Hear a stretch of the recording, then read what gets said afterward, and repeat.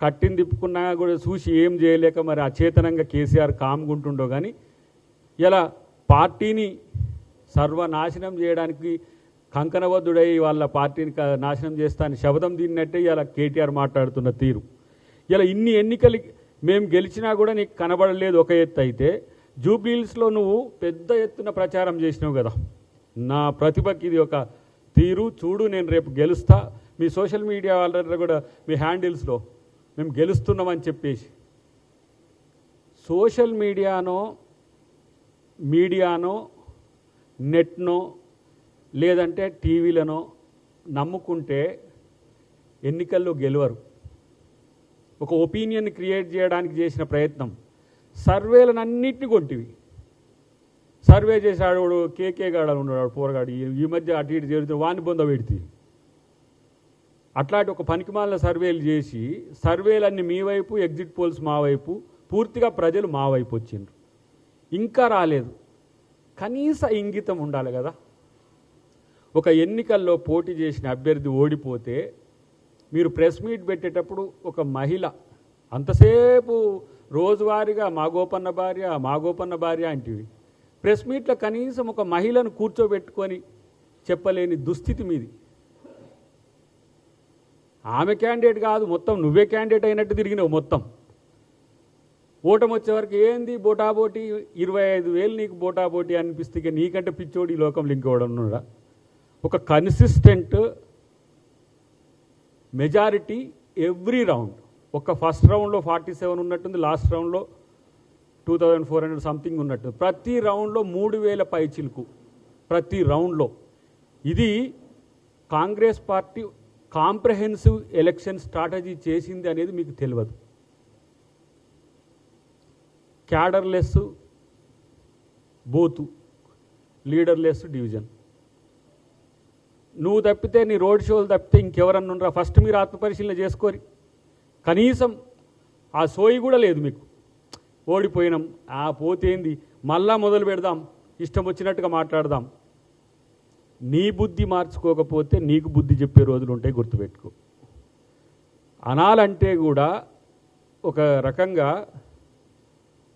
ఏదో అడ్డం వచ్చి మిమ్మల్ని తిట్టాలంటే కూడా ఒక సమస్య అవుతుంది. ఎందుకంటే ఓడిపోయి మీరు బాధల్లో ఉన్నా కూడా మీకు ఇలాంటి ఒక అహంభావపూరిత ఇవాళ మాటలు వస్తున్నాయంటే ఇంకా మీకు రాజకీయంగా మిమ్మల్ని పతనం చేసి, పతనం అయినాక కూడా ఇంకా మీరు ఆగట్లేరంటే ఇక మరి మీరు ఏంటి కాలకేయులా, లేకపోతే ఉంటాడుగా చంద్రముఖిలా, ఎట్లా నాకు అర్థం కావట్లే. ఆ అహాన్ని, ఆ బలుపును తగ్గించేది ప్రజలు, గుర్తుపెట్టుకో. ఇలా రేవంత్ రెడ్డి గారు గెలుపును ఒక విజయ గర్వం లెక్క చూస్తలే, ప్రజలిచ్చిన ఆశీర్వాదం లెక్క చూస్తున్నాడు. 119 సీట్లకు ఎన్నికలు జరిగిన రోజే ఎట్లా పనిచేసిండో మేము దగ్గర నుండి చూసినాం. ఒక్క ఎన్నిక కూడా అట్నే చేసిండు. రేపు ఏ ఎన్నిక వచ్చినా, అది జిహెచ్ఎంసీ అయినా ఇంకే ఎన్నిక వచ్చినా, ఒక ముఖ్యమంత్రి ఒక సామాన్య కార్యకర్తగా ఈరోజు గెలిపించిన తీరు వేనోళ్ళ ఈరోజు తెలంగాణ ప్రజలు కాదు, తెలుగు ప్రజలందరూ కూడా కీర్తిస్తున్నారు. ఈ ఎన్నిక మీకెంత ప్రెస్టేజ్ అని మీరు అనుకున్నారో మీకు తెలియదు. ఎందుకంటే ఏదో ఆయన మల్లయ్య చెప్పిన ముచ్చట్లనే మీరు గెలుస్తారు పో అని చెప్పేసి ఇష్టం వచ్చినట్టుగా మీరు ఏమంటారు తందనాలు ఆడిన స్థితి మాకు తెలుసు. కానీ మా ప్రభుత్వం కానీ, పార్టీ కానీ, మహేష్ కుమార్ గౌడ్ గారి, మా ముఖ్యమంత్రి గారు కానీ ప్రతి ఒక్క సెక్టార్ను వాళ్ళు టచ్ చేస్తూ, ప్రతి ఒక్క ఏరియాను వాళ్ళు చేస్తూ ఈరోజు కాంగ్రెస్ యొక్క గెలుపులో ఎంత కీలక భాగస్వాములైనరో మాకు తెలుసు. అట్టాటి వాళ్ళ మీద బాధ్యతారహితంగా మాట్లాడతారు, ఇష్టం వచ్చినట్టు మాట్లాడతారు. మళ్ళీ మరి అప్పుడేం చేయాలి, మేము బీ టీం దించాల్సి వస్తుంది. రాజకీయం కదా ఇది. రాజనీతిలో ప్రజలు మనల్ని గౌరవించే సంస్కృతి ఉండాలి కదా. ఆ సంస్కృతిని తప్పి ఏమో అంటారు, ఇష్టం వచ్చినట్టు తెగించిన వారికి తెడ్డేలింగం లెక్క మాట్లాడితే చాలా తీవ్ర పరిణామాలు ఉంటాయి. అందరూ కూడా అట్నే మాట్లాడతారు. మీరు మాట్లాడితేనేమో గొప్ప అయింది.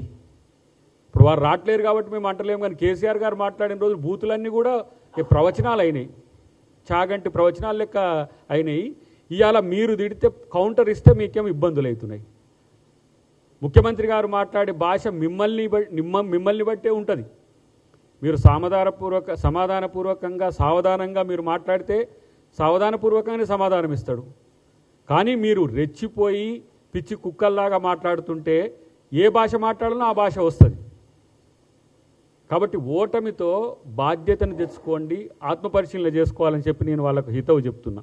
పోనీ నేను అంటున్న ఒక మాట, ఆ ఆడకూతుర్ని తెచ్చి నిలబెట్టిండ్రు, కనీసం మాట్లాడనిచ్చిండ్రా? మాట్లాడనిచ్చుడు పక్కన పెట్టు, మీ పరువు ఎక్కడ పోయిందో కనీసం గుర్తుపట్టుకోలేని పరిస్థితి కూడా ఉండే. మాగంటి గోపీనాథ్ గారి తల్లి ఆమె అడిగే ప్రశ్నలకు ఏమాత్రం సమాధానం చెప్పలేకపోతుంది.